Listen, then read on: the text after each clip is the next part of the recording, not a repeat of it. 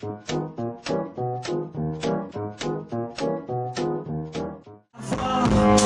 grandi, je ne suis qu'une pousse pour toi. Change tes yeux, regarde-moi avant de naître poussière.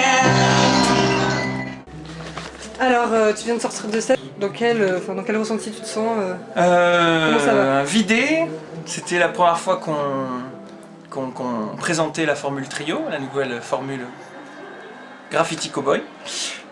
Donc très content, il y a des petites choses à peaufiner encore, parce que je suis très perfectionniste, mais je suis content voilà, d'avoir partagé ce moment et d'avoir présenté cette nouvelle formule.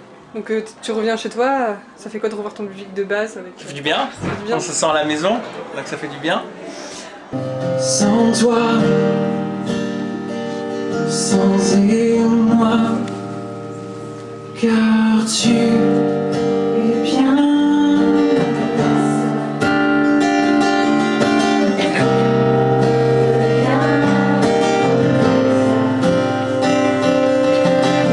T'as toujours un peu, t'as toujours du trac après toutes ces dates, après avoir fait la tournée des Zénith en France. Ouais, ça change rien en fait. On a toujours la pression, enfin, surtout quand on présente quelque chose de très personnel quoi. On a la façon dont ça va être accueilli, dont la formule, c'est très différent sur scène et sur l'album, donc il y a quand même un travail qui a été fait sur la scène, donc on ne sait pas comment les gens peuvent prendre ça, et même quand on est à la maison, voilà. Surtout quand on est à la maison. Surtout, faut atteindre le public qu'on a touché dès le début. Ah mais c'est certain, c'est les racines et il faut surtout pas s'en éloigner. Et d'ailleurs, est-ce que tu te rappelles de la toute première fois où tu es monté sur scène et comment tu te sentais à ce moment-là, la première fois que tu t'es présenté devant un public en tant que... Je crois que la première fois, je devais avoir beaucoup de trac en fait. Beaucoup de pression. Et puis après, petit à petit... je crois que ce soir j'avais beaucoup de pression aussi parce que j'avais un nouvel instrument dans les mains, beaucoup de machines. C'est pas comme quand je suis avec la guitare où je sais exactement tout ce que je vais faire et tout. Il y avait une part d'imprévu ce soir, donc il y avait un peu de trac aussi qui était proche de la première impression que j'ai pu avoir la toute première fois que je suis monté sur scène. Parce qu'on sait jamais, on stresse, on se dit techniquement, voilà. Comme Dadou, il va y avoir un problème de guitare, ou voilà. Il a très bien géré. Il a bien géré. Donc grâce à Dracula, quand même, tu as atteint un plus grand public, ouais. Plus féminin. Oui. Est-ce que tu as déjà eu des réactions de fans un petit peu exagérées, où tu t'es senti mal à l'aise, des pleurs par exemple, des choses comme ça, et comment tu réagis face à ça? Non, j'ai pas eu ça parce que j'alimente pas ça. Je suis pas du tout dans cet état d'esprit. Pour moi, c'est on vient voir un chanteur qu'on aime bien dans un concert. En tout cas, j'essaie au maximum de casser ce rapport-là, voilà, d'être à égalité avec tout le monde. Donc je suis pas dans un rapport d'idole et fan. Quoi, ça Tu te rends quand même compte de ce que tu apportes aux gens au quotidien? Il y a des gens quand même qui ont besoin de ta musique chaque jour. Est-ce que tu te rends compte de ça? Bah, moi j'ai besoin de faire de la musique quand je crée, et j'ai besoin d'entendre des artistes que j'aime beaucoup. Donc je suis vachement touché quand j'entends des gens me dire ouais, effectivement, tu m'as apporté beaucoup avec ta musique, c'est super important parce que ça donne un sens à ce qu'on fait, et c'est pas simplement égoïste quoi. On n'est pas dans une création et puis c'est juste pour se faire plaisir. Non, moi c'est vraiment pour faire de la musique pour partager, et du coup c'est le premier sens, c'est ça quoi. Et est-ce que tu te souviens, alors ça c'est une question que je pose à tous mes invités, parce que je trouve qu'on banalise un peu le succès alors que c'est quelque chose de bizarre finalement le succès.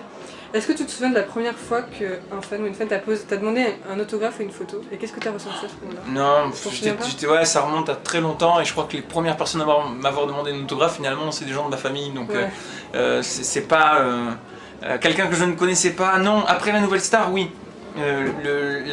La normalité, on va dire, la normalité, c'est de marcher dans la rue et des gens vous courent après, on vous dit je vous ai vu à la télé, comme si d'un coup en fait il y avait du sens à tout ce qu'on faisait, alors que fondamentalement j'étais les mêmes la veille quoi, donc moi ça m'a un peu surpris.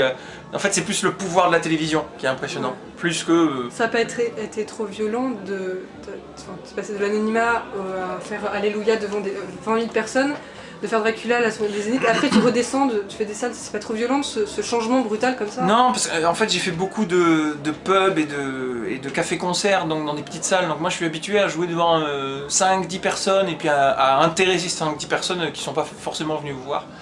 Et donc non, moi j'ai pris ça que comme du plus, et chaque chose qui arrivera avec Graffiti et à la suite de Graffiti, ce sera que du plus pour moi. D'ailleurs, en parlant de ce nouvel album et de ce nouveau clip qui vient juste de sortir, je voudrais savoir comment, quand t'es parti de zéro vraiment de cette chanson, comment t'en es arrivé à l'idée de la ville détruite, je l'avais dès le début. En fait, quand j'ai composé la chanson, je voyais forcément un cadre qu'on n'avait jamais vu. Je voulais pas faire une chanson d'amour classique, donc j'ai pris la dimension plutôt fraternelle. Et surtout, je suis allé vers quelque chose de très différent, quoi. De très différent. Tout en quand même continuant à être inspiré par quand même ces bases, donc ronces. Ah oui, c'était évident, mais ça fait toujours partie de ma personnalité, donc moi j'ai jamais renié.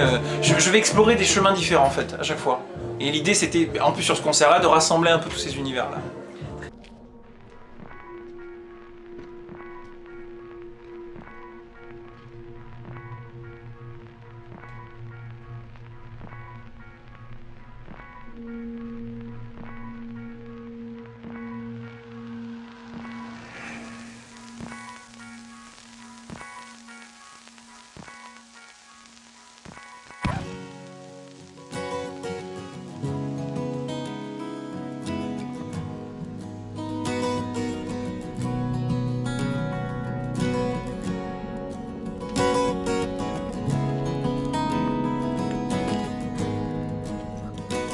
Très bien. Maintenant j'ai quelques questions de fans. Ouais. Je leur ai demandé de te poser quelques questions. Donc on a Loli qui pose une question et qui te demande quelle est la chose la plus folle ou la plus osée que tu aies rêvé depuis toujours et que tu aies réalisée.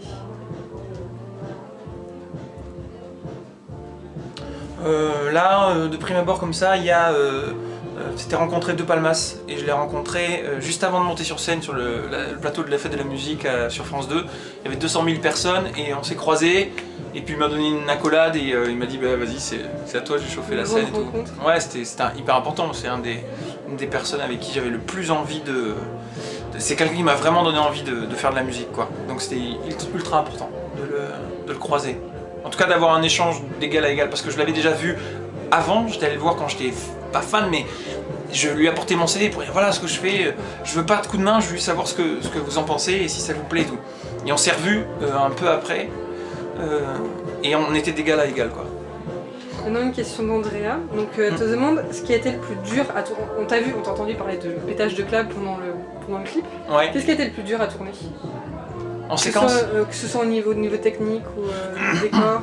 Le plus dur ça a été le plan de séquence avec Anaïs, avec la créature qui passe, parce qu'il n'y avait rien de tout ça, il n'y a pas de ville, il n'y a pas de... Donc on l'avait beaucoup répété dans une pièce sans rien, sans caméra, sans rien du tout. Et c'était le plus compliqué ça. Très bien. Techniquement c'était ça. Parce que oui, c'est vrai que tout a été en post-production en fait. Il y a 1 mois et demi de post-production, donc il y a tous les effets de la ville derrière, tout est fou en fait. Et du coup, est-ce que tu as reconsidéré des choses après, en post-production? Est-ce que tu t'es dit bon, mais peut-être que ça... Non. Alors ça, ce qui est extraordinaire, c'est que je suis allé au bout de mon idée, je voulais avoir zombie à la fin en image de synthèse, je l'ai eu, je voulais avoir une créature qui passe, je voulais avoir un vaisseau, même le vaisseau est arrivé après en fait. Je me suis dit, il faut trop un vaisseau de cette vie. Et une dernière question de fan, est-ce que tu penses un jour faire des chansons en anglais? Je suis très attaché à la langue française. On a une super langue qui chante énormément et il y a des gens qui chantent beaucoup mieux en anglais que moi. Donc je suis pas... J'en chante, mais c'est pas mon premier... je trouve que c'est un peu plus difficile d'aller chercher des mots français pour toucher directement et on se met 4 fois plus à nu quoi. Donc pour l'instant je reste sur le français, peut-être un jour, mais c'est pas mon premier élan. En tout cas, on sera heureux dans quelques années quand tu feras la tournée des Zéniths de se dire qu'on était au Salem pour t'applaudir. Ouais, j'espère. Avec plein de problèmes techniques, mais j'espère. Bravo à toi en tout cas. Merci, merci. Je te remercie d'avoir accordé quelques minutes pour mon blog et, cool. Et on espère à une prochaine fois pour Bordeaux. Avec grand plaisir, à bientôt. Alors, on a Dédé Apaga qui est avec nous, qui a fait la première partie du logo. Donc comment tu t'es senti avant le concert comment ça se passait dans ta tête de devoir affronter le public de base de Julien? Excité. Excité, très motivé, honoré, puisque je savais que Julien était joué à domicile et devant son public. Ça s'est super bien passé, je me suis régalé, aussi bien sur scène qu'après avec le concert de Julien, donc super son. Pas trop dur d'affronter les problèmes, de devoir meubler, comme tu dis Les aléas techniques, ouais. Ça fait partie du métier. Donc, le public a été vachement compréhensif, vachement aidant. Ouais. Voilà. On est comme ça à Bordeaux. On est comme ça à Bordeaux, mais d'accord, je reviendrai à Bordeaux avec grand plaisir. Et merci encore. Ça a été un super concert. Les décisions, c'est vraiment qu'il est plus facile de se ranger plutôt que de prendre le risque de se mettre en danger. T'as pas besoin